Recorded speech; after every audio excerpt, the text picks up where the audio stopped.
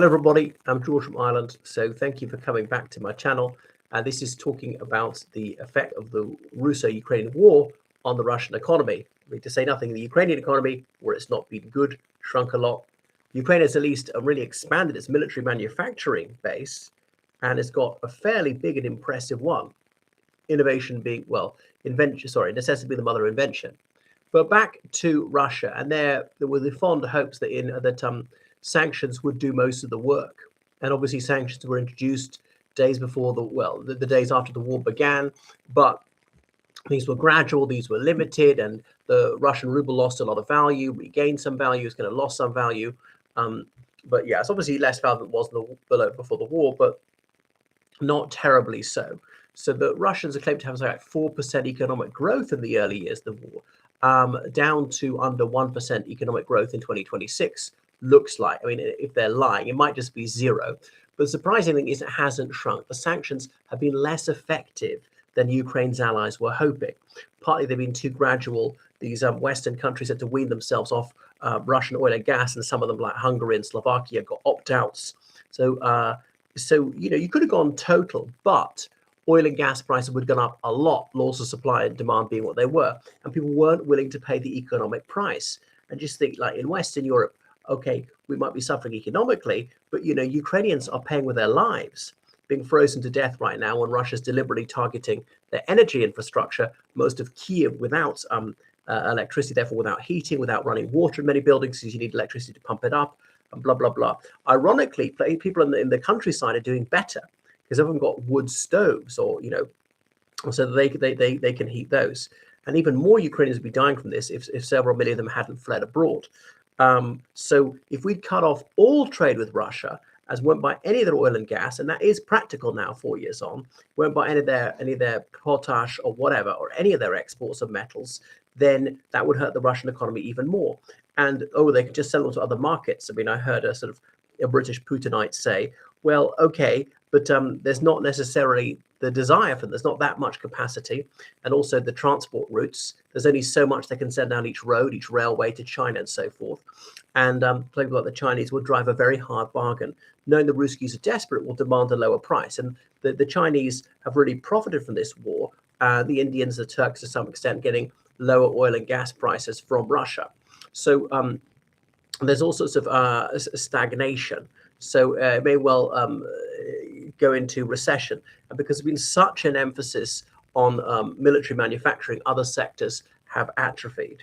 And obviously there are labor shortages, with so many young men being sent to go and get killed, to get wounded. Obviously there's a brain drain of those who can getting out of the country. And you're more likely to move abroad if you have capital, if you have skills, ensuring you're able to get a job abroad, in former Soviet republics, living in Turkey, in Israel, even in Western countries, anywhere.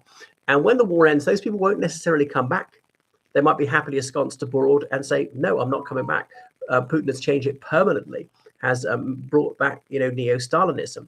And because the government just throwing money at the war effort, okay, that's eased some people's problems. And some people have been benefited from the war. There have been war profiteers, even some factory workers having to work 6-day weeks, longer hours, but sometimes even higher hourly rates. So they're doing quite well, thank you. Soldiers who got paid these big recruitment bonuses or big salaries for a while, and all that's dried up. And that has helped some of the most economically depressed regions. But Russia often finds it difficult to buy certain sanctioned goods abroad, even they do find these illegal workarounds, even they can get these forbidden components are going to cost them more, it's going to take longer, blah, blah, blah. It's uncertain they'll get them. So it's impacted their economy negatively, definitely. It's pushed up inflation. Okay, so 10% plus. So apparently that's coming down. And the central bank, the interest rate, something like 21%. So there are serious economic headwinds for quite some time, and the shortage of workers, people being killed, and emigration, but also Russia's own xenophobic policies after the Crocus City Hall attacks, maybe to deflect people's frustration from the difficulties the government has caused and to scapegoat ethnic minority people. So much of the brotherly relationship with the nations of the former Soviet Union, these guest workers from Uzbekistan, Kyrgyzstan, Tajikistan in particular, face police profiling, blatant racism and so on, and sometimes beaten up, whatever. and these Byzantine regulations about what they are allowed to do, they're not allowed to do, must register, and blah, blah, blah. And so few of them are coming, saying, I'll go work in another fairly prosperous former Soviet republic like Kazakhstan, Azerbaijan, even for lower wages, but the cost of living is lower, and I don't face such racism. Even work in China. I met some of them in China in 2014. Go to the Middle East, go anywhere. And there are farm workers from those countries coming to the United Kingdom, for example. Okay, so they've created this problem for themselves, and now they think, oh my God, we need to welcome them back. Will they come back?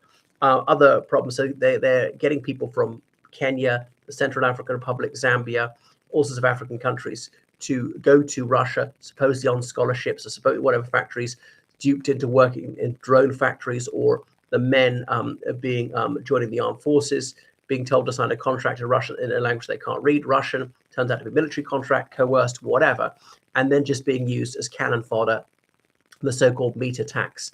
But obviously people are getting wise to that. And I know there's some sort of economic desperation in less economically developed countries, but they won't find it easy to recruit these people as they can. But the shortage of workers, particularly skilled workers in various sectors, and then they've exacerbated this by racist policies towards guest workers from Central Asia. But they've loosened visa regulations, getting in more workers from India, 40,000 to come in this year, from Bangladesh, Pakistan, elsewhere.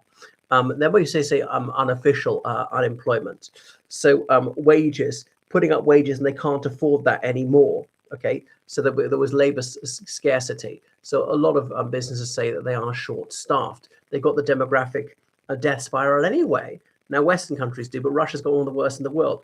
All Putin's efforts to boost the fertility rate have failed. Even if he'd achieved his goal, the population was still going to go down. We're still going to have more deaths and births, just not as such a drastic rate as in the worst case scenario. A century from now, Russia's population might be half of what it is today. If you look at like Russia, say Russia alone at the end of the Cold War, it would have been something like 2% of the world's population.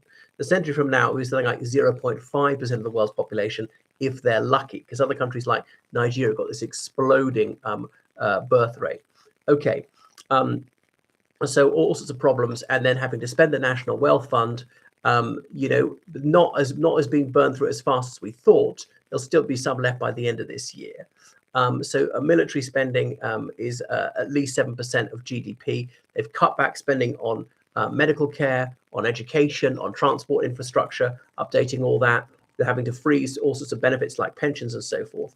So budget deficits, some regions look like they're going bust, and so on. So things like, the oil and gas industry, that is expensive maintenance of pipelines and refineries, not able to do it, not able to get some Western engineers to do it.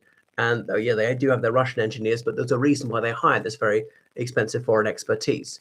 So they're increasing taxes, are going to increase even more. Some businesses are going to be going to the wall. They're asking for government bailouts, and the government tends to favor those ones who are run by their cronies.